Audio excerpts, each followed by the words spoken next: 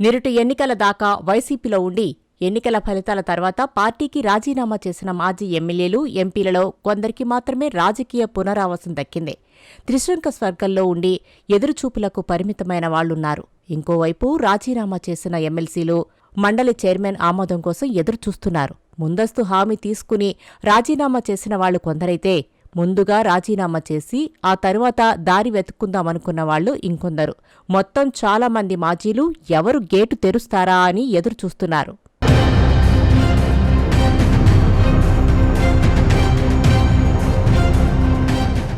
ఉత్తరాంధ్రలో మాజీ మంత్రి ముత్తంశెట్టి శ్రీనివాసరావు అలియాస్ అవంతి శ్రీనివాస్ విద్యా సంస్థల నిర్వహణ నుంచి రాజకీయాల్లోకి వచ్చారు. ప్రజారాజ్యంలో మొదలై టీడీపీ మీదుగా వైసీపీలోకి వచ్చి మంత్రి పదవి చేపట్టారు. మొన్నటి ఎన్నికల్లో తన రాజకీయ మార్గదర్శి గంటా శ్రీనివాసరావు మీద ఓడిపోయాక వైసీపీ నుంచి వైదొలిగారు. అప్పట్లో గంటాను వైసీపీలోకి రాకుండా అడ్డుకున్నారనే ప్రచారం. ఇప్పుడు టీడీపీలోకి రాకుండా ఆయనను గంటా అడ్డుకుంటున్నారన్న ప్రచారం అందరికీ తెలుసు. ఇప్పుడాయన పాత ప్రజారాజ్యం నాటి అనుబంధం గుర్తుచేస్తూ జనసేన వైపు చూస్తున్నారని చెప్పుకుంటున్నారు.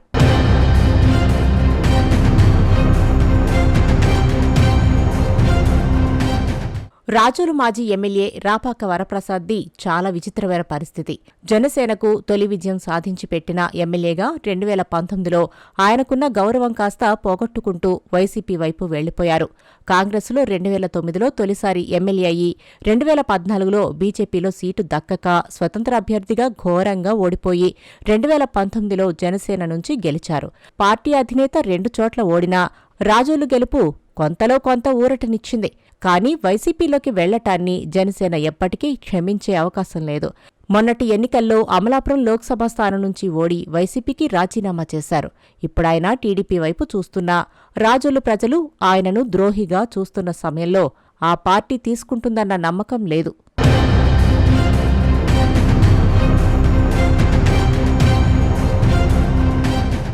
భీమవరం మాజీ ఎమ్మెల్యే గ్రంథి శ్రీనివాస్ కూడా వైసీపీకి రాజీనామా చేసి తన భవిష్యత్తు గురించి లెక్కలేసుకుంటూ ఉన్నారు. కాంగ్రెస్తో రాజకీయాల్లోకి వచ్చి క్రమంగా ఎదుగుతూ 2004లో ఎమ్మెల్యే అయ్యారాయన. ప్రజారాజ్యంలో చేరినా టికెట్టు రాలేదు. ఆ తరువాత వైసీపీలో చేరి 2014లో ఓడిపోయినా 2019లో జనసేనాని ఓడించి జెయింట్ కిల్లర్గా పేరు తెచ్చుకున్నారు. అధికార పార్టీ ఎమ్మెల్యేగా ఉన్నప్పుడు పవన్ కళ్యాణ్కు అక్కడ ఇల్లు కూడా దొరకకుండా చేశారన్న విమర్శ ఆయన మీద ఉండనే ఉంది. మొన్నటి ఎన్నికల్లో ఓడిపోయాక వైసీపీకి రాజీనామా చేశారు. జనసేనాని ఇబ్బంది పెట్టిన వ్యక్తిగా ఆయనను టీడీపీ కూడా చేర్చుకోదని, అందుకే బీజేపీ వైపు చూస్తున్నారనే ప్రచారం జరుగుతోంది.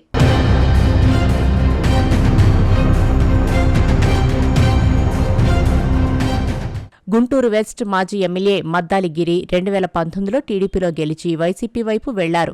గత ఎన్నికల్లో టికెట్ ఇచ్చే సమయంలో వైసీపీ ఆయన పేరు కనీసం పరిశీలించనైనా లేదు. దీంతో ఆయన వైసీపీకి రాజీనామా చేశారు. టీడీపీ ఆయనను ఎన్నటికీ క్షమించే ప్రసక్తే లేదు. జనసేన కూడా పట్టించుకోదని తేలిపోవడంతో రాజకీయాలకు దూరంగా ఉండాలని ఆలోచిస్తున్నారట మద్దాలిగిరి.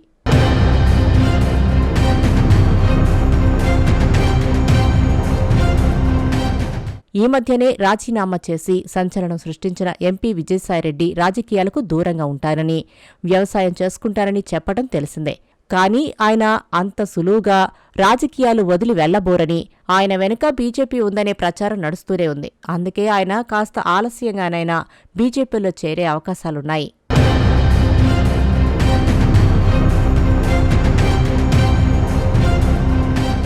అయితే కొంతమంది వైసీపీ తాజా మాజీలకు మాత్రం కాస్త అటూ ఇటూగా జనసేనలో ప్రవేశం దొరికిందే.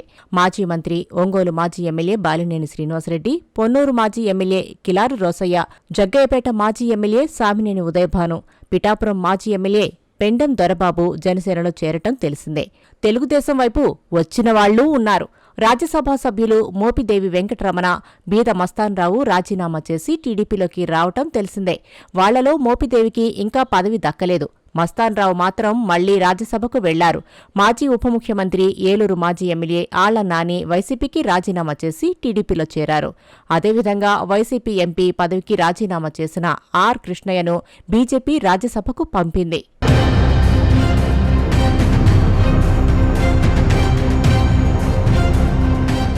ఇక ఎమ్మెల్సీల విషయానికి వస్తే మొన్నటి అసెంబ్లీ ఎన్నికల తర్వాత ఇప్పటిదాకా 5 వైసీపీ ఎమ్మెల్సీలు రాజీనామా చేశారు. వాళ్ల రాజీనామాలను కౌన్సిల్ చైర్మన్ ఆమోదించాల్సి ఉంది. అందుకే వీళ్లెవరూ అధికారికంగా ఏ పార్టీలోనూ చేరలేదు.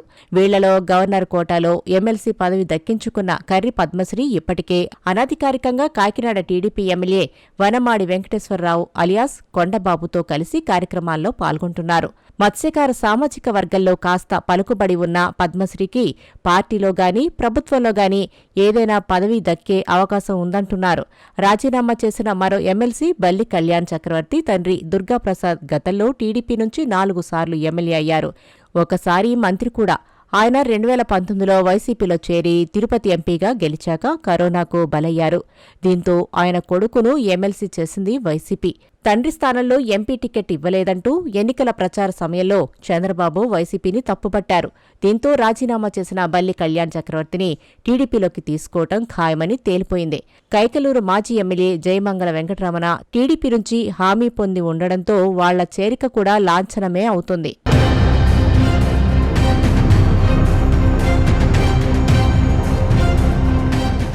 అయితే పోతుల సునీత పరిస్థితి మాత్రం త్రిశంకు స్వర్గంలా తయారైంది. ఒకప్పుడు టీడీపీలో మహబూబ్నగర్ జిల్లాలో జెడ్పీ చైర్పర్సన్గా మొదలై అలంపురం ఎమ్మెల్యేగా ఓడి చీరాలలోనూ ఓటమి చవిచూసి టీడీపీ నుంచి ఎమ్మెల్సీ అయ్యారామె.